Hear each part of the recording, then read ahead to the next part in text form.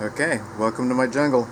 So in one of the previous videos I showed you how to trim the foliage and everything from your mother plants.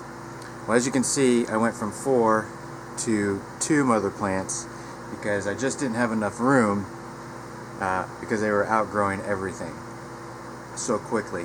So I'm going to take you on a little tour here real quick into the jungle. Alright, I don't know if you can see this, but those main stalks are bigger than my fingers. Okay, they're huge. This plant right here, sorry about the light here, but this plant right here is one of the strains that I came up with. I did a little genetic research, and it is a freaking monster. Okay, so the one that's over here next to it, if I'm not mistaken, that's probably my white widow or my Afghan. Let's see which one this is here. Yep, that's my A1. So that's my Afghani, number 1. Alright. So you can't even see the Afghani number 1. And as you can tell, this is a mostly indica, and it's taken off like a sativa. Alright, now the Afghani number 1 is 100% indica, and it's starting to have lack of light. As you can see, the tops here, there's my light. This thing is taking off so much I've got to cut this thing down again. But there's the top of the A1, my Afghani number 1. Here is mine. I haven't named this yet, but we are gonna have to figure something out real soon. I do have one of these in flower because I had 2 going, and I wanted to keep a mother and at the same time have one go into flower so I can see what the buds turn out to look like. But the A1 is obviously struggling to get light because it's being overtaken. Just one thing I noticed also is that there is perspiration or transpiration on the leaves at the top, so they are getting moisture, they are sweating when the lights come out, and that may just be because it's so close to the light, and it looks like they're laying on top of each other here. So again, I'm gonna have to cut this back. I'm kind of nervous because I don't know if the genetics will hold for heavy trimming, but something's got to be done. And I honestly, again, I don't have any space for clones right now, so, or to put another one of these in flower. If this turns out to be a great specimen, I'll flower just the Afghani number 1 and continue on with just having the 1 mother plant. My anticipation is that this will probably be anywhere between 18 and 20% THC when it's flowered. I don't have access at the moment because, again, this is a very, very new strain. But if all holds well and it does do good in the flower mode, I will probably have it analyzed and have it sent out, and I will continue on. I mean, look at how beautiful these leaves are on it. Just incredible. And it's very low maintenance. Very low maintenance. It's been 2 weeks since I've done a nutrient change in the DWC. I plan on doing that later this evening. It's actually been a little over 2 weeks. And you're probably wondering, well, how much is it drinking a day? Well, every day it probably goes through a gallon easy of water. And the issue with that is that I have to replenish it. So all I've been replenishing it with is CalMag, just some pH'd CalMag, and I've just been dumping that in. So over the first week, it'll suck down those nutrients, and then it's just been getting CalMag. And you'll see no purple anywhere on the leaves. You will on the Afghani number 1, right here, and you'll see some twisting of these, and that, again, is strictly a light situation. Alright? So I've got to do something. And this leaf right here, I mean, it's literally twisted because it's trying to get up there to the light. So we're gonna do some work and get back to you. So take a good look at this.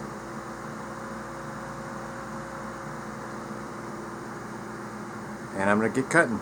Alright, here we go.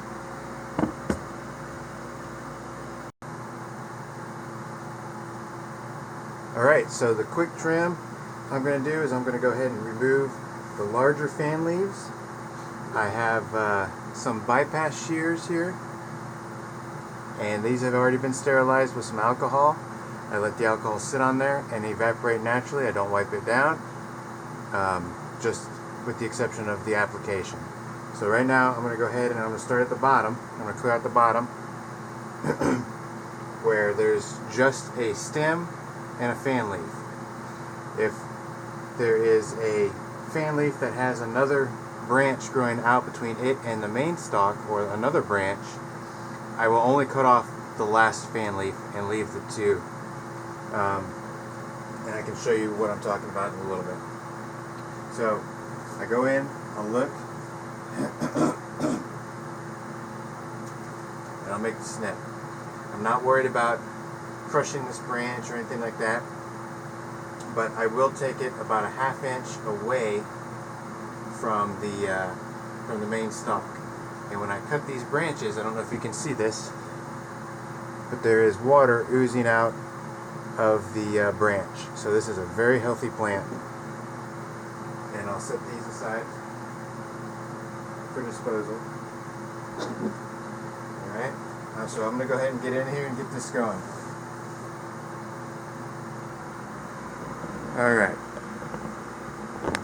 so real quick, just get in here. I want to show you what's happening.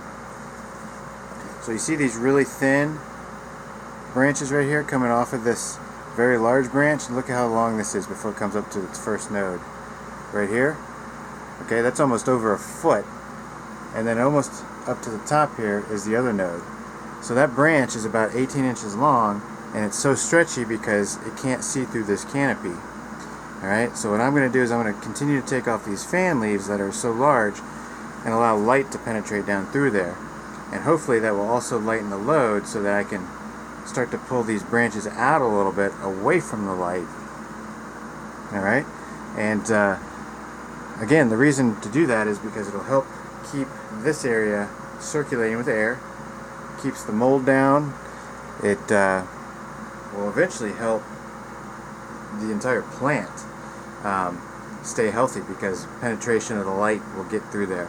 It's very important. But at the same time, you have to remember you want to eliminate this stretch, because the stretch that happens on these branches that can't get to the light really sucks down the energy, okay? And by sucking down the energy of the whole plant, you're actually increasing the amount of nutrients you're going to be using and increasing the water intake that the plant is taking. So you're going to be doing a lot more water additions, things of that nature, to keep your plant healthy. So I'm going to go ahead and get this going again, and I will show you the final product. Alright, so we're back. And here is after the trim. Now mind you, I only took a few branches off this one, a few branches off this one, and the rest was just the fan leaves, where there was a split of 3. Okay, main stalk, the inner node, and a fan leaf. So I would take those fan leaves off and leave the 2 branches. Alright, and I left little nubs. So here's your main stalk, here's the middle node, and here was where the fan leaf came on. I would clip it there, and as you may be able to see, there's a nub everywhere there's a fan leaf. And I do that at about a ½ inch or longer in most cases, so it's not right up against the main branch, so that there's less likely a chance of infection getting into the main plant itself. And those will dry up and die and get all crispy, and they'll fall right off. No big deal. Okay, so then on over to the Afghani. She's been trimmed up pretty well too. Now I did leave some of these stalks on here because they would make great clones in the future. And it's unfortunate, I don't know why my camera's not focusing here, but It's unfortunate because I have all of these nice branches that would make perfect clones, but again, I have no room for any more clones. No room for any more plants. I'm trying to keep it legal. Alright, so that's everything that came off the Afghani. This is everything that's come off my strain. And out of curiosity, I just want to see what it ends up totaling. So I'm going to pop this on here. Just in wet weight.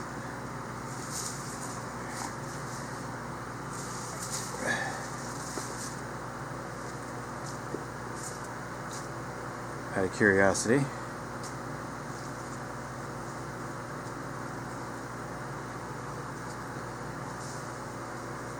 Get an estimate here. We're over 5 ounces of just foliage removed from this one plant. And the reason I'm doing that is because, you know, everybody says, oh, you can't take more than 25% off your plant. Well, 25%, I mean, 5 ounces, that whole frickin' plant probably weighs a few pounds, so 5 ounces is nothing. I've seen some crazy videos out there. I wish I knew who it was. People taking chainsaws and hedge trimmers to their mother plants, and they perk up within a couple of days, like nothing even happened. So don't worry about your mother plants. Trim them how you need to get them trimmed to fit your space, but try and stay away from the main stalks, okay? And you'll know what the main stalks are once you actually get in there.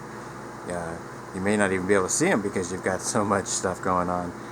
But anyway, that's 5 ounces taken from that one. I'm going to guesstimate probably 10 ounces I took off of this plant here, which is almost twice the height of the well, I'll say it's probably twice the weight, not the height, because it does have more main stems going up to the lights.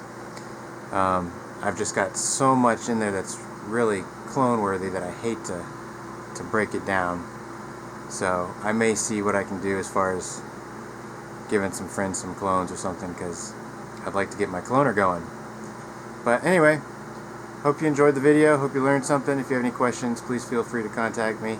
I also want to say that I have joined a new forum, and I am not saying anything about the forum specifically or the owners or whatnot, but it is looking kind of desolate. If you guys want to get on there, especially the Michigan folks, get on there, start chatting. I'd like to talk with you. I'm going to actually start posting my tutorials and stuff on there exclusively, just because I think it's going to be fresh and it's kind of local for me, but it is obviously on the web, so it is worldwide.